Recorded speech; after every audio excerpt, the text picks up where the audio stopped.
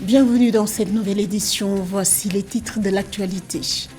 L'Union africaine a procédé à la nomination ce samedi 6 avril de son premier envoyé spécial pour la prévention contre les crimes de génocide et d'autres atrocités de masse en Afrique. L'objectif est de prévenir les génocides et de promouvoir la paix sur le continent. Le Rwanda a exporté entre 2014 et 2023 près de 2000 tonnes de coltan. Au-delà des exportations de la République démocratique du Congo, le pays est ainsi classé premier exportateur mondial pour la 5e fois sur une période de 10 ans. Et puis au Sénégal, un atelier d'échange a eu lieu dans la ville de Mbour de la région de Thiès. Le samedi 6 avril, un plaidoyer a été tenu pour l'application de la directive fiscale de la CEDEAO sur le tabac. L'objectif est de dissuader la consommation et réduire les impacts nocifs sur la santé publique. Mais tout d'abord, au Togo, l'Assemblée nationale a entamé ce lundi des consultations des forces vives de la nation. Il s'agit d'une tournée d'information et d'écoute des populations sur la révision de la Constitution. Cette mission est conduite par 3 équipes de députés et une trentaine de localités seront parcourues du 8 au 10 avril. Cette initiative fait suite à la demande de relecture du texte adopté le 25 mars dernier par les députés. Pour rappel, la nouvelle loi constitutionnelle bascule le pays sous un régime parlementaire et supprime le suffrage universel pour l'élection du président, un texte qui divise l'opinion publique. Pour manifester leur désaccord, 4 partis de l'opposition et une organisation de la société civile avaient appelé à des manifestations les 11, 12 et 13 avril à Lomé, la capitale.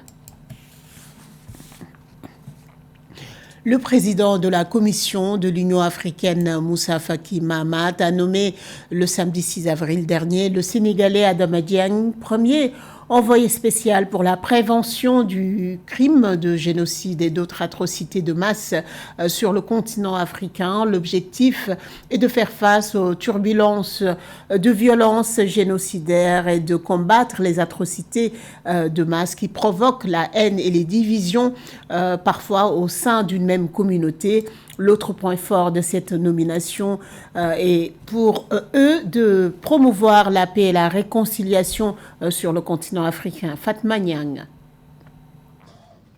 Le président de la Commission de l'Union africaine, Moussa Faki Mahamat, a nommé samedi 6 avril 2024 le Sénégalais Adama Dieng, premier envoyé spécial pour la prévention du crime de génocide et d'autres atrocités de masse en Afrique.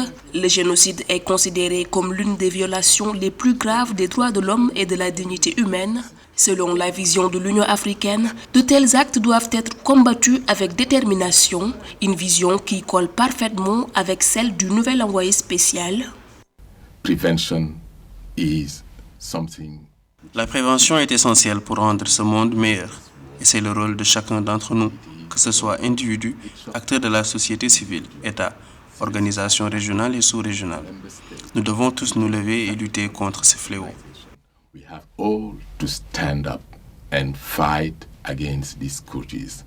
En tant qu'envoyé spécial de l'Union africaine, l'ancien conseiller spécial du secrétaire général des Nations Unies pour la prévention du génocide de juillet 2012 à juillet 2020 pilotera l'agenda de l'institution panafricaine afin de combattre l'idéologie de la haine et du génocide sur le continent. We discover that Nous avons découvert que tous ces crimes sont basés sur des conflits d'identité. C'est pourquoi il est extrêmement important que les États pratiquent une bonne gouvernance et garantissent la protection des droits humains. Pour commencer, le respect de l'état de droit. Et cela peut signifier prendre des initiatives pour élaborer et mettre en œuvre un plan d'action national pour la prévention des atrocités. Soutenir les institutions indépendantes des droits de l'homme, abroger la législation pour mettre fin aux pratiques discriminatoires et garantir que les auteurs de crimes contre l'humanité sont tenus responsables. Enfin, il est également important de répondre au discours de haine qui constitue une incitation au génocide. L'Union africaine joue un rôle crucial dans la prévention et la lutte contre les génocides et autres atrocités de masse en Afrique. En tant qu'organe régional, l'UA s'est engagée fermement à protéger les populations vulnérables et à promouvoir la paix et la sécurité sur le continent, et ce, à travers plusieurs mécanismes.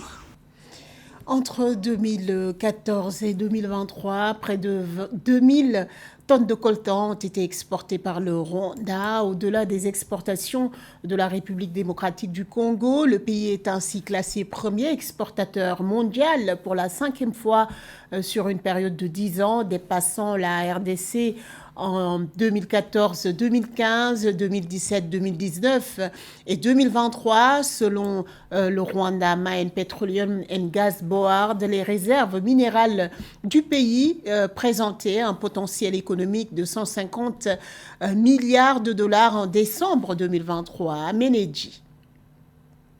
En 2023, le Rwanda a été classé premier exportateur mondial de coltan en 10 ans, totalisant avec la République démocratique du Congo 32 702 tonnes d'exportation. Les exportations ont atteint 1918 tonnes en 2023 contre 2110 pour le Rwanda, les données indiquant que c'est la 5e fois depuis 2014 que le Rwanda exporte plus de coltan que son voisin congolais. Et donc aujourd'hui, malgré les grandes réserves dont dispose la RDC, ce pays est visiblement impacté par les difficultés en investissement, les difficultés à rénover son matériel, les difficultés d'acquisition des intrants.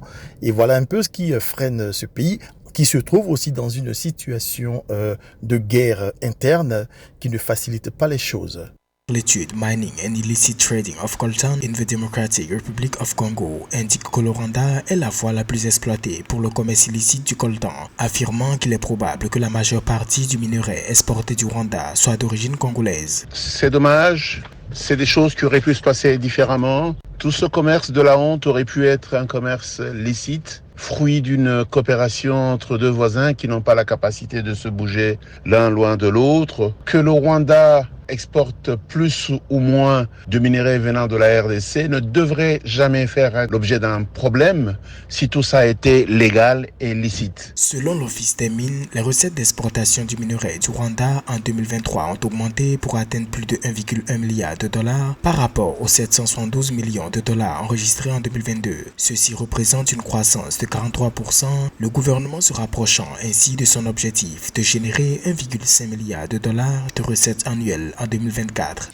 Dans le reste de l'actualité, au Sénégal, le taux de taxation actuel du tabac est de 23%, un chiffre qui se place loin des recommandations de l'Organisation mondiale de la santé qui préconise aux États une taxation de 70%. Le but visé par l'OMS est de dissuader les consommateurs afin de réduire les impacts nocifs sur la santé publique.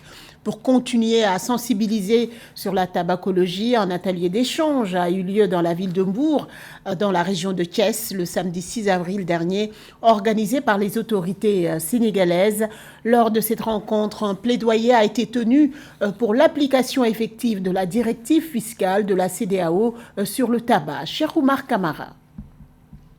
Lors d'un atelier organisé le samedi 6 avril au Sénégal, un plaidoyer fervent a été tenu pour l'application de la directive fiscale de la CEDEAO sur le tabac. Actuellement, le Sénégal applique un taux de taxation de 23% sur les produits du tabac, loin des directives de l'OMS recommandant une taxation à hauteur de 70%.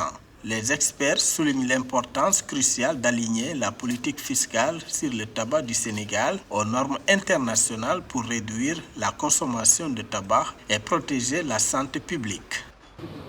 Nous avons fait une révision de la loi qui a été revue avec le ministère de la Santé, qui est passée au secrétariat général du gouvernement, qui n'attend qu'une seule chose, d'être adopté en Conseil des ministres et d'être envoyé au Parlement pour un vote. Cette bataille inclura tous ces problèmes que nous n'avions pas pu régler. La directive de la CEDEAO, note-t-il, recommande d'introduire une taxe spécifique d'au moins 0,2 $, soit 11 francs CFA par cigarette, et 20 $, soit 10 000 francs CFA par kilogramme d'autres produits dérivés du tabac. Une directive qui est loin de satisfaire les organisations de la société civile. Selon le Forum civil, les autorités doivent interdire complètement de fumer dans les lieux publics. Fumer dans les lieux publics doit être interdit définitivement au niveau du Sénégal et qu'il soit effectif. Parce que non seulement les tabagiques se tuent, mais ils tuent également les non-fumeurs. Donc les fumeurs se tuent, ils tuent également les non-fumeurs. L'application de la directive fiscale de la CEDEAO sur le tabac constituerait une avancée significative dans la promotion de la santé publique au Sénégal. Selon l'enquête mondiale sur le tabac chez les adultes menée en 2015, près d'1 million d'adultes, soit 6,0% au Sénégal, consomment actuellement des produits du tabac, dont 11,0% d'hommes et 1,2% de femmes. À la page sport, pour la première fois de son histoire, la Namibie va participer aux phases finales de la Coupe d'Afrique des Nations de futsal qui se tient au Maroc du 11 au 21 avril prochain. Logés dans la poule B aux côtés de l'Égypte, de la Libye et de la Mauritanie, les braves warriors de Namibie espèrent déjà marquer positivement leur empreinte dans cette compétition. Mamadou Kane. La sélection namibienne est parmi les deux équipes qui effectueront leur début dans cette compétition continentale de futsal à Rabat. Inconnue au bataillon de cette discipline avant 2020, la Namibie a réussi à se hisser dans le top 8 des nations africaines. Les Braves Five sont passés par les phases qualificatives. Dans une manche aller et retour contre la Tanzanie, les Namibiens ont renversé la tendance. Après une défaite à domicile sur le score de 5-2, les hommes de Donawald Modise et de Ryan Yago ont réussi l'exploit de s'imposer sur le score de 6-3 à Dar es Salaam. Cette qualification acquise grâce à la règle du but à l'extérieur sonne comme le début d'une belle histoire pour ce pays. Je n'avais qu'une seule mission et c'était de nous qualifier pour la Coupe d'Afrique et on l'a fait. Les joueurs ont montré leur dévouement et ont donné de leur temps. Et nous avons tous poussé, maintenant nous l'avons fait. Tout le monde y a cru. Aujourd'hui en Namibie, le football est à un tournant. En tant que coach, nous devons y croire et nous savions que nous pouvions avoir les résultats escomptés. En effet, les Braves Warriors avaient atteint les huitièmes de finale de la Coupe d'Afrique des Nations pour la première fois de leur histoire. Cet exploit des coéquipiers de Peter Charolile et de Dewon Otto a inspiré les Namibiens du futsal à maximiser leur séjour au Maroc. Rendre la nation fière, les jeunes ont fait un travail fantastique. Nous avons travaillé sur différentes façons de jouer, des schémas différents afin de nous adapter à nos adversaires et aussi aux différents déroulements des matchs. Nous ne partons pas avec un seul système de jeu. Nous avons aussi travaillé les coups de pied arrêtés. Les joueurs ont vraiment assimilé. Ça a été un travail colossal. Je suis très fier. La délégation namibienne a rejoint le Maroc ce vendredi 5 avril 2024. Logée dans le groupe B aux côtés de l'Égypte, de la Libye et de la Mauritanie, elle jouera 2 matchs amicaux avec des équipes locales avant d'entamer sa compétition face à la Mauritanie le 12 avril 2024. Toujours dans l'actualité sportive, la phase allée du final fort du championnat de basketball féminin s'est tenue au Palais des Sports de Yaoundé. Forces armées et police remportent sa première victoire en 5 ans face à Overdose Upstation, pourtant 5 fois champion. Avec un score de 46-40 au compteur, Overdose se plie une deuxième fois dans cette phase allée pour sa deuxième sortie. Forces armées et police, déjà vainqueurs de UDLA 70-47, continue sur cette belle dynamique. Joël Mbalo. Ce championnat est beau et gai à voir parce que les équipes se valent.